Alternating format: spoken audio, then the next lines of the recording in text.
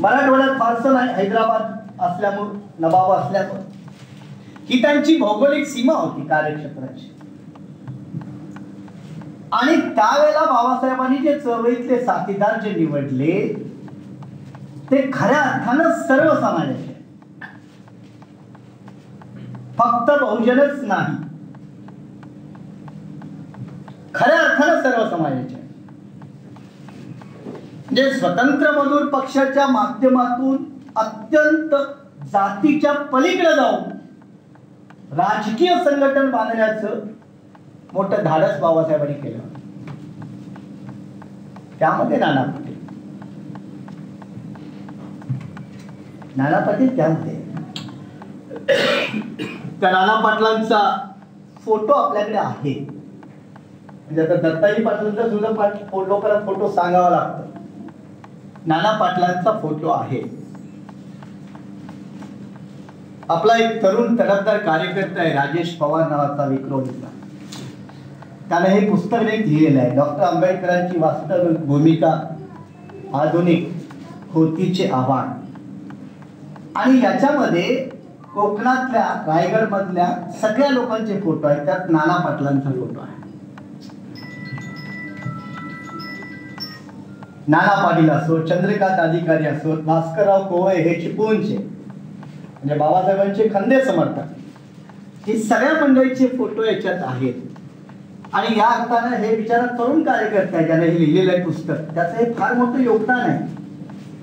तुम्हाला माहिती आहे पुस्तक नावाने खपली जातात. कोण आहे नाव, कोण आहे लेखक, कळ असतील तर फारच चांगलं असतं. चांगलं खपतं. हा बिचारा तरुण पोरगा, यंग पोरगा, पण याला अगदी सावंतवाडीपासून तत्कालीन ते अलीकडच्या पर्यंत आणि नाना पाटलांचं याच्यात विशेष योगदान त्यानं वारंवार मांडलेलं आहे. कोकण वृक्षवेल नावाचं साप्ताहिक तयार. आणि बाबासाहेबांनी जेव्हा हे आंदोलन सुरू केलं 28 ते 34, ज्या सरीचा उल्लेख केला, कोकणामध्ये खोती सांगायला नको. आता बहुतांश लोकांना माहिती आहे आजही खोत आहेत, खोत्याच्या जमिनी आहेत. खोत प्रकरण म्हणजे अत्यंत सोप्या भाषेत म्हटलं की एका गावामध्ये खोत एकीकडे, बाकीचं गाव एकीकडे. गावाची जमीन जर 10 एकर असेल तर त्यातली 5 एकर एकट्या खोताची, 5 एकर बाकीच्याची छोटी मोठी 2, 4, 5 गुंठवाले. आणि या महत्वाच्या मुद्द्यावर जेव्हा बाबासाहेबांनी हे आंदोलन सुरू केलं त्याला हे त्यांचे सहकारी, मग चित्रे असतील, परोळेकर असतील, गडकरी वकील असतील, ही सगळी पुन्हा सर्व समाजाची मंडळी आहे. ही सगळी मंडळी आणि याच्यामध्ये मग नाना पाटलांचं ग्रासरूटचं नेतृत्व आहे. ग्रासरूटचं म्हणजे तुम्हाला लीडर टाईप असं म्हणता येत नाही, अगदी गाव पातळीवरच्या स्वरूपाचं, जिल्हा तालुका स्वरूपाचं, पण तरी देखील त्यांची जी झलक आहे, नाना पाटलांची बौद्धिक क्षमतेची जी झलक होती. दत्ता पाटलांची तर सगळ्यांना माहित आहे. दत्ता पाटलांच्या विषयी अनेक वेळा बोलणं झालं. 5 वर्षापूर्वी मी त्यांच्या कॉलेजच्या इन्स्पेक्शनला आलो, अलिबागला लॉ कॉलेज. तिथली प्रिन्सिपल, तिथलं प्रोफेसर हे माझे विद्यार्थी आहेत. आणि त्याला ते मला म्हणाले, यार तुमचं उत्तर प्रदेशात खूप चाललंय, मायावतींचं बरं आहे, इकडं आमचं काही खरं नाही महाराष्ट्रामध्ये, आम्ही इकडं होतो फुले आंबेडकर. ते बोलत होते. त्यांना या जाणीव आहे की राजकारण कसं बदलते, नाहीतर महाराष्ट्रातील माणसं सहसा इथपर्यंत बोलायला जाणार नाहीत. नाना पाटील त्यांचे वडील यांच्या देखील बौद्धिक क्षमतेची मोठी ताकद होती. आणि त्याचं उदाहरण म्हणून मी 15 ऑगस्ट 1938 साली, 15 ऑगस्ट 1938 कोकण कृषीवलच्या अंकात नाना पाटलांचा लेख आहे. आणि त्या लेखामध्ये असं म्हणतात, नाना पाटील असं म्हणतात की महात्मा ज्योतिरावांनी प्रस्थापित केलेल्या सत्यशोधक समाजाला कोल्हापूरचे कैलासवासी छत्रपती शाहू महाराज यांच्या कारकिर्दीत अतिशय जोराची चालना मिळाल्यावर त्या समाजाचे कार्य महाराष्ट्राच्या खेड्यापाड्यात प्रसूत होऊन शेतकरी वर्ग बराच जागृत झाला. अशा तऱ्हेने जागृत झालेल्या शेतकऱ्यांची धर्माच्या नावावर नागवणूक करता येणे भटा भिक्षुकाला थोडे जड जाऊ लागल्यामुळे ते व त्यांचे जातभाई शेतकरी वर्गातील समाज कार्यकर्त्यावर साहजिकच जळू लागले व अशा कार्यकर्त्यास त्याने एकदम धर्मद्वेष्टे म्हणून ठरवून टाकले. राजाराम पाटील आज बोगताय 1938 साली नाना सांगताय. परंतु समाज सुधारणेच्या उसळलेल्या प्रचंड लाटेपुढे धर्मबंधूंच्या कुटील कारवायाचा निभाव लागला नाही. त्यावेळी आज बदल. अशिक्षित व धर्मभोळ्या शेतकऱ्यांच्या खेड्यातून हजार रुपये खर्चून निरनिराळ्या देवतांची शेतकऱ्यांनी बांधलेल्या देवतांची स्थापना केल्यानंतर त्यांच्या पूजेकरता कोणीतरी भटजी बुवाची स्थापनाही त्या देवात करण्यात येईल. असे कितीतरी भटजी शेतकऱ्यांच्या खेड्यातून आज पोहासारखे फुकटचे पोचले जात आहे. शेतकऱ्यांचे आर्थिक रक्त शोषण करणाऱ्या ज्या जळवा आहेत जळवा त्यात ही भटजी रूपी जळू अधिक रक्त पिणारी आहे. ही गोष्ट शेतकऱ्यास अजून कळू लागली नाही हे दुर्दैव आहे. धार्मिक गुलामी किती असावी याच्या काही मर्यादा आणि मग ते पुढे विस्तृतपणे बोलत आहे. फुल्यांचा शेतकऱ्यांचा असूल नानांच्या व्याख्यानामध्ये लिखाणामध्ये आहे.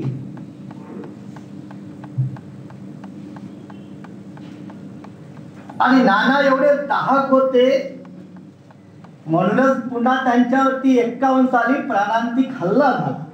जसे तरी रियालिटी जे फुल्यांच्या वरती जसे हल्ले झाले बाबासाहेबांच्या वरती सुद्धा हल्ले झाले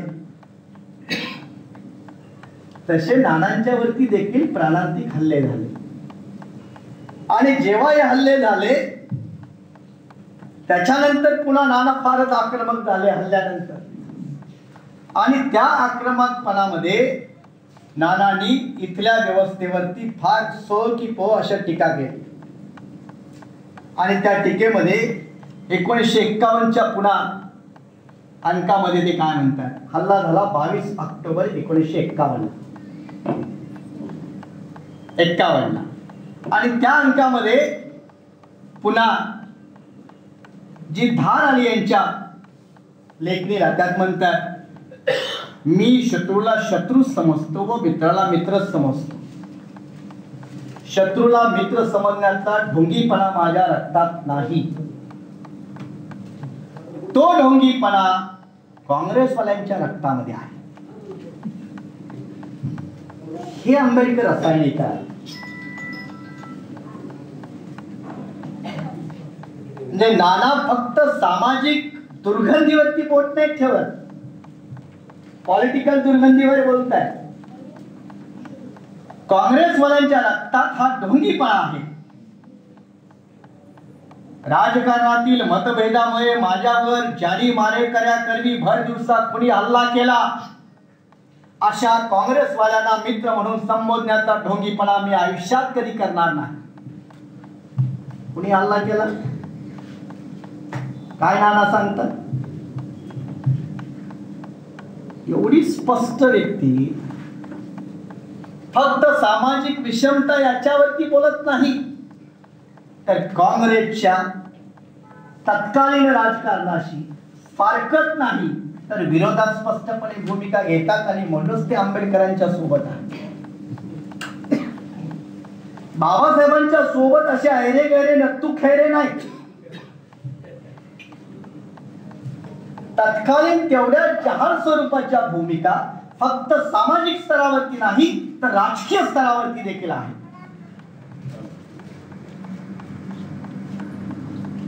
मग 1927-28च्या दरम्यान सायमन कमिशनचा विरोध करणारे हरिसिंग 84 आहे, ओबीसी माणूस लखनौचा असो, गुजरात मधला कोणी सोलंकी असो किंवा 28 ते 34 या कालखंडामध्ये बाबासाहेबांच्या सोबत त्यांच्या सावलीसारखा ग्राम पातळीवरती काम करणारे नाना पाटील असो,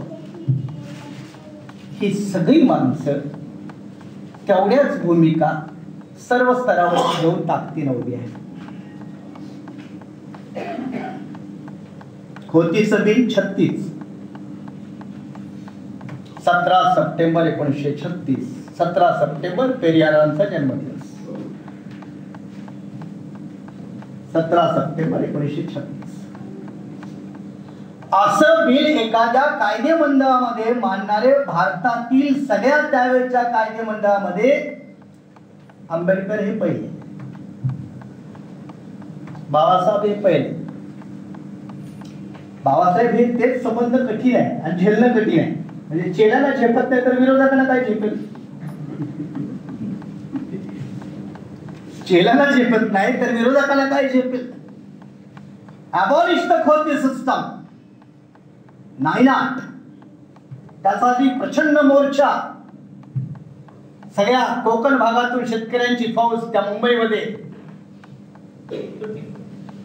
हा पहिले लेजिस्लेटर. देशामध्ये लोकसंख्या नियंत्रणाचा कायदा आणणारे आंबेडकर पहिले. नाहीतर त्या काळी 35-36 ला लोकसंख्या कमी करा असं म्हणणं, त्या देशामध्ये जिथे ईश्वर नावाच्या गोष्टीला आपल्या सगळ्या पोराबाळासाठी जबाबदार मानलं जातं, त्या देशात असं म्हणणं की नियंत्रणा, किती मोठी हानी. एवढी राष्ट्रीय हानी आम्ही सहन करणं शक्य नाही, पण ती हानी तुम्ही सहन करा असे मानणारे एकमेव आंबेडकर त्याही कालखंडामध्ये नाही झेपत. ज्या शेतकऱ्यांचा उल्लेख आपण वारंवार करतो, आपण सगळी मंडळी सोनवणे, आपण सगळी मंडळी अनेक प्रश्नांच्या अनुषंगाने चर्चा करतो, आंदोलन करतो. अर्थात आपल्याला सगळ्यांना मर्यादा आहे. कुठल्याही या देशातल्या ऍग्रिकल्चर मिनिस्टरने कधी ऍग्रिकल्चर पॉलिसी डिक्लेअर नाही केली. इंडस्ट्रियल पॉलिसी दर वर्षाला डिक्लेअर होते. इंडस्ट्रियल पॉलिसी, औद्योगिक धोरण हे दर वर्षाला जाहीर होतं, दर 5 वर्षांनी जाहीर होतं. शेती धोरण कधी डिक्लेअर होत नाही. महाराष्ट्रातील अनेक मंत्री जे स्वतःला शेतकरी, शेती मंत्री, ऍग्रिकल्चर मिनिस्टर, त्यांनी सुद्धा कधी असा त्रास नाही घेतलेला की भारत सरकारचं हे शेती धोरण आहे. त्यांना असं वाटतं की शेती या व्यवसायासंबंधी धोरण ठरवायची गरज नाही. का धोरण ठरवायची गरज नाही? तर त्याचं कारण असतं की या बाबतीत काही धोरण ठरवलं तरी ते चालतं, कारण याच्याशिवाय त्यांना पर्याय नाही. आणि म्हणून शेतीबाबत कधी हे धोरण ठरवलं जात नाही. सोनाली, तुम्हाला ठाऊक आहे, मी कांशीरामच्या सोबत 80-81 पासून 30-35 वर्षाचा होता.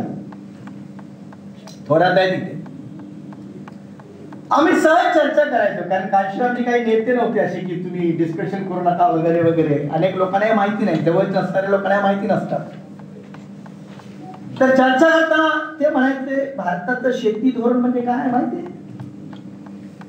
ते म्हणायचे cheap labour and free sex is equal to India's agriculture policy.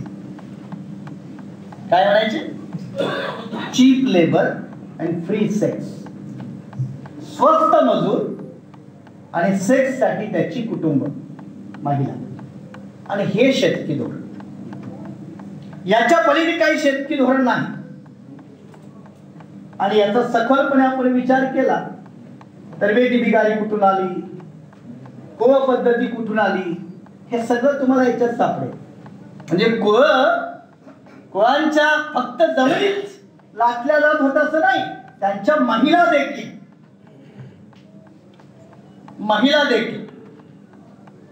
ती कोणती पद्धती आहे? नुसतं तिला इकॉनॉमिक बेस पुढे देता कामा नये. त्याच्या खाली सोशल बेस आहे, सोशल एक्सप्लॉयटेशन बेस आहे, सामाजिक शोषणाचा पाया ती व्यवस्था आहे.